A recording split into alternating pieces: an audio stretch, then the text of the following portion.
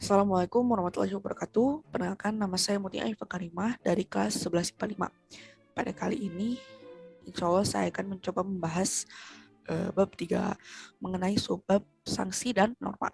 Yang pertama kita bahas dulu mengenai sanksi. Sanksi menurut KBBI adalah tanggungan, tindakan, dan sebagainya untuk memaksa orang menepati perjanjian atau mentaati ketentuan. Nah, sanksi hukum dan pidana menurut pasal 10 Kitab UUD Hukum Pidana atau KUHP dibagi menjadi dua jenis. Yang pertama adalah hukuman pokok. Yang pertama adalah hukuman mati. Tentu kita semua udah tahu ya hukuman mati itu apa.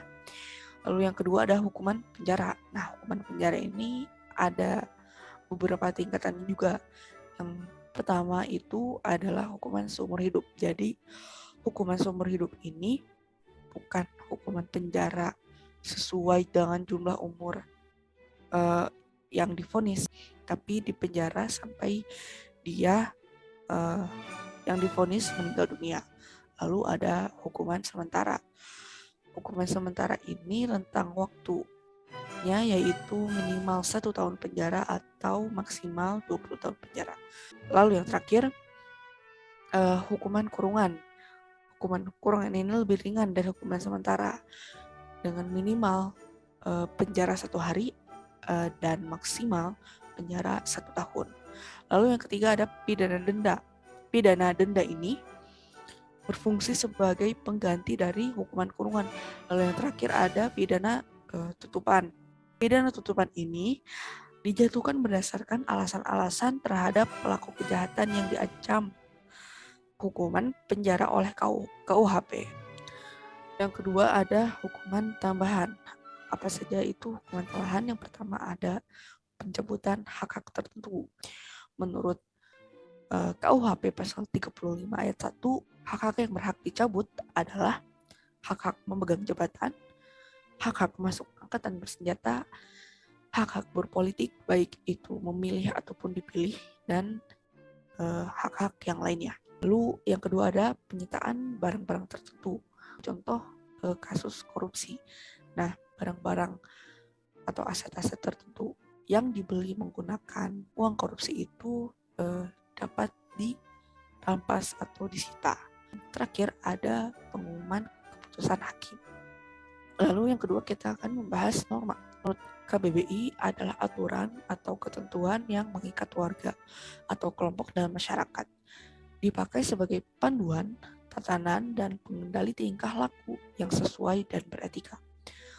Norma di masyarakat ini berisi tata tertib, aturan, dan petunjuk standar. Biasanya berisi aturan tidak tertulis. Nah, fungsinya adalah yang pertama, mencegah terjadinya benturan antar masyarakat. Yang kedua, menciptakan kehidupan menjadi teratur, tentram, dan tertib. Yang ketiga, membantu mencapai tujuan bersama dalam masyarakat. Yang keempat, memberi petunjuk atau pedoman untuk setiap individu dalam menjalani kehidupan bermasyarakat. Lalu yang kelima, mengatur tingkah laku masyarakat agar sesuai dengan aturan. Yang keenam, memberi batasan berupa larangan atau perintah dalam berperilaku dan bertindak. Terakhir, memaksa individu dalam menyesuaikan dan adaptasi dengan norma-norma yang berlaku di masyarakat, serta menyerap nilai-nilai yang diharapkan. Apa saja ciri-cirinya? Yang pertama, secara umum tidak tertulis. Lalu yang kedua, hasil dari kesepakatan.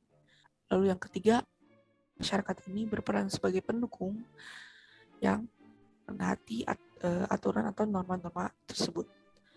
Yang keempat, bagi pelanggar akan mendapatkan sanksi atau hukuman. Yang kelima, dapat mengalami perubahan. Jadi norma ini sifatnya mengikuti perubahan zaman. Lalu yang terakhir, buat secara sadar. Lalu ada jenis-jenis norma. Yang pertama ada norma hukum. Norma hukum ini bersumber dari negara atau pemerintah yang diatur oleh undang-undang dasar, memiliki sifat memaksa untuk melindungi kepentingan dalam masyarakat.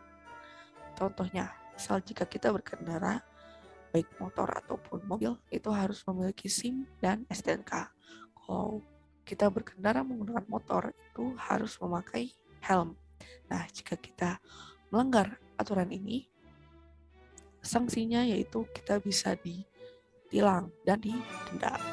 Kedua, ada norma agama. Norma agama ini menjadi pedoman hidup bagi penganutnya yang bersumber langsung dari Tuhan.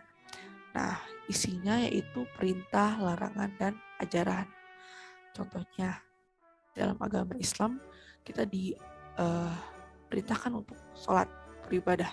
Nah, jika kita tidak melakukannya, sanksinya yaitu kita akan mendapatkan dosa. Lalu yang ketiga, ada norma kesusilaan, bersumber dari hati nurani manusia, yang mendorong manusia untuk berbuat kebaikan dan menghindari perbuatan buruk yang dapat merugikan orang lain. Nah, bagi pelanggar akan mendapatkan sanksi. Biasanya sanksi ini penyesalan dalam diri sendiri atau hukuman sosial biasanya dikucilkan. Terus yang keempat, yang terakhir adalah norma kesopanan. Norma kesopanan ini didasari beberapa hal, yaitu kebiasaan dan kepatutan yang berlaku di masyarakat. Berasal dari pergaulan manusia. Contoh di gambar ini kan terbentuk dari kebiasaan dan kepatutan. Baik, cukup sekian pembahasan dari saya. Mohon maaf jika ada salah-salah kata. Terima kasih. Wassalamualaikum warahmatullahi wabarakatuh.